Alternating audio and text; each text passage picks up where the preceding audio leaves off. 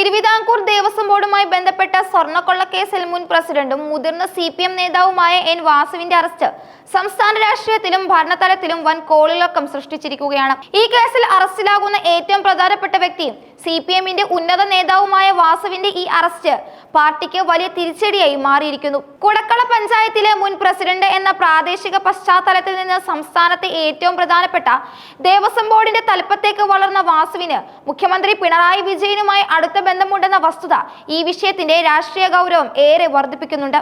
നിലവിൽ ഈ കേസിൽ 4 പേരാണ് അറസ്റ്റിലായിരിക്കുന്നത്. ഇതിൽ 3 പേർക്കും CPM ബന്ധങ്ങൾ ഉണ്ടായിരുന്നു എന്നതും ശ്രദ്ധേയമാണ്.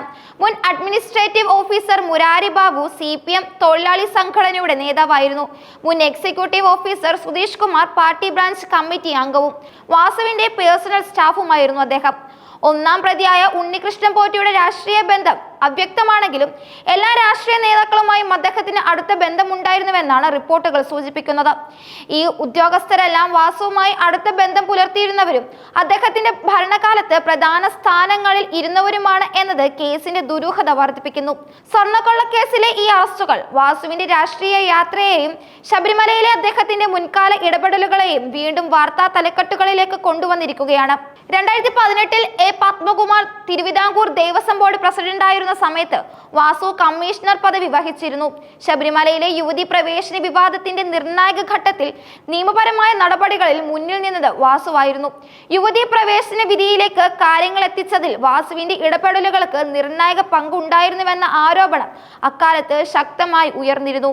സുപ്രീം കോടതിയിൽ കേസുമായി ബന്ധപ്പെട്ട് സർക്കാരിനായി യാത്ര ചെയ്തത് വാസു തന്നെയായിരുന്നു. സുപ്രീം കോടതിയിൽ നിന്നുള്ള യാത്രയ്ക്ക് ശേഷം അദ്ദേഹം നേരെ പോയത് AKG സെന്ററിലേക്കായിരുന്നു. ഈ കൂടിക്കാഴ്ച അന്ന് വലിയ രാഷ്ട്രീയ ചർച്ചകൾക്ക് വഴി തെളിയിക്കുകയും CPM സംസ്ഥാന സെക്രട്ടറി കോടിയേരി ബാലകൃഷ്ണനുമായി അദ്ദേഹം നടത്തിയ കൂടിക്കാഴ്ച ഏറെ ശ്രദ്ധിക്കപ്പെടുകയും ചെയ്തിരുന്നു. യുവതി പ്രവേശന വിധിയിലെ ദേവസ്വം ബോർഡ് തീരുമാനങ്ങളിലെ വൈരുദ്ധ്യം ഉൾപ്പെടെയുള്ള കാര്യങ്ങൾ അന്നത്തെ ചർച്ചാ വിഷയങ്ങളായിരുന്നു. CPM ബന്ധമുള്ള അഡ്വക്കേറ്റിലുള്ള സ്വാധീനമാണ് വാസുവിനെ AKG സെന്ററിനും മുഖ്യമന്ത്രി പിണറായി വിജയനും പ്രിയങ്കരനാക്കിയത്. യുവതി പ്രവേശന വിധിയെ ബോർഡ് അംഗീകരിക്കുമെന്ന സത്യവാങ്മൂലം നൽകുന്നതിൽ വാസു വഹിച്ച പങ്ക് വളരെ വലുതാണ്. അന്നത്തെ നവോത്ഥാന പ്രവർത്തനങ്ങളുടെ പാതയിൽ CPMനെയും പിണറായി വിജയനെയും മുന്നോട്ട് കൊണ്ടുപോയത് വാസുവിന്റെ ഈ നിലപാടുകളായിരുന്നു. വിധി നടപ്പാക്കാൻ സാവകാശം തേടാനുള്ള പ്രസിഡന്റ് പത്മകുമാറിന്റെ നീക്കം പൊളിഞ്ഞതും വാസുവിന്റെ ഇടപെടലുകൾ കാരണമായിരുന്നു. പിന്നീട് CPMന്റെ വനിതാ സംരക്ഷണ മതിലിലേക്ക് പോലും കാര്യങ്ങൾ എത്തിക്കുന്നതിൽ ഈ വിഷയങ്ങൾ സഹായകമായി. 2 തവണ തിരുവിതാംകൂർ ദേവസ്വം കമ്മീഷണറായ CPM നേതാവ് കൂടിയാണ് ഈ വാസു. 1977-ലും 82-ലും കുളിക്കട പഞ്ചായത്ത് പ്രസിഡന്റായിരുന്ന അദ്ദേഹം പിന്നീട് വിജിലൻസ് ട്രിബ്യൂണലിൽ ജഡ്ജിയായും പ്രവർത്തിച്ചു. മന്ത്രി PK ഗുരുദാസിന്റെ പേഴ്സണൽ സ്റ്റാഫിൽ പ്രവർത്തിച്ച ശേഷമാണ് IAS-കാർക്ക് മാത്രം അവകാശപ്പെട്ട ദേവസ്വം കമ്മീഷണർ പദവിയിൽ അദ്ദേഹം എത്തുന്നത്. UDF സർക്കാർ അധികാരത്തിലെത്തിയപ്പോൾ ആ പദവിയിൽ വീണ്ടും IAS-കാരെത്തി. എന്നാൽ പിണറായി വിജയൻ അധികാരത്തിലെത്തിയപ്പോൾ വാസു വീണ്ടും ദേവസ്വം കമ്മീഷണറായി മാറി. പിന്നീട് സർക്കാരിന് വിശ്വസ്തനായി മാറുകയായിരുന്നു അദ്ദേഹം.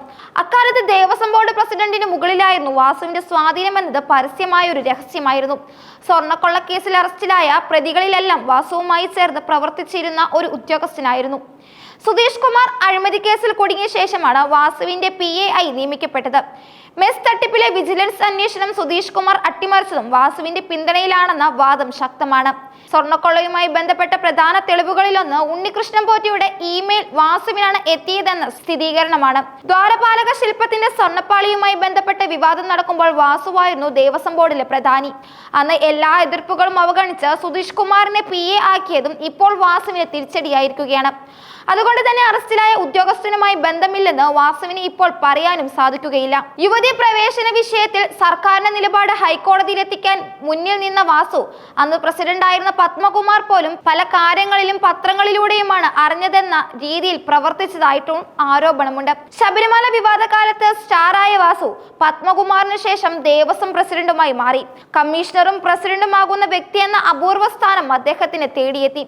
പിന്നീട് കോവിഡ് മഹാമാരിയെ തുടർന്ന് അദ്ദേഹത്തിന്റെ പ്രസിഡന്റ് കാലയളവിൽ കാര്യമായൊന്നും ശബരിമലയിൽ നടന്നിരുന്നില്ല.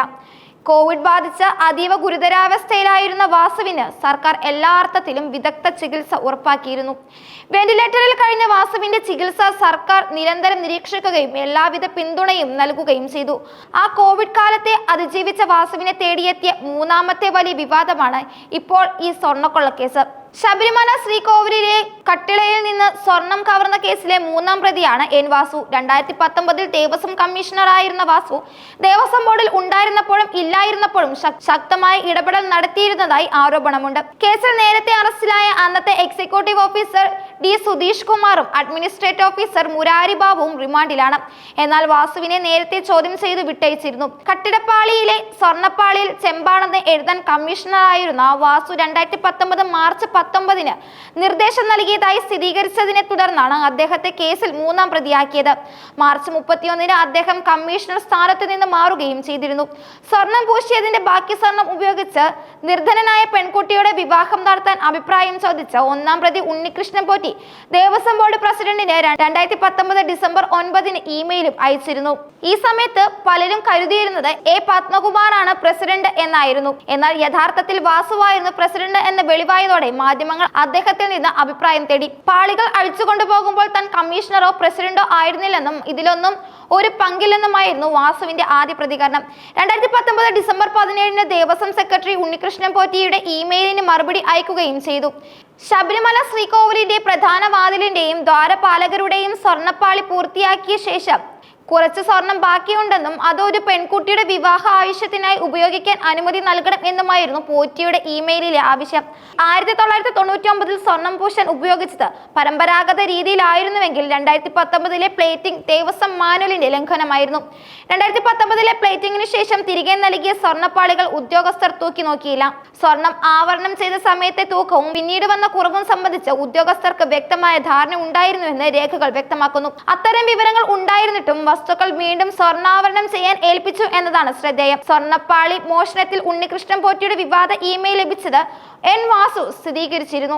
കത്ത് താൻ നോട്ടെഴുതി ദേവസ്വം കമ്മീഷണർക്ക് വിട്ടെന്നും പിന്നീട് കോവിഡ് കാലമായതിനാൽ എന്തായി എന്ന് അറിയില്ലാമെന്നായിരുന്നു വാസുവിന്റെ വിശദീകരണം.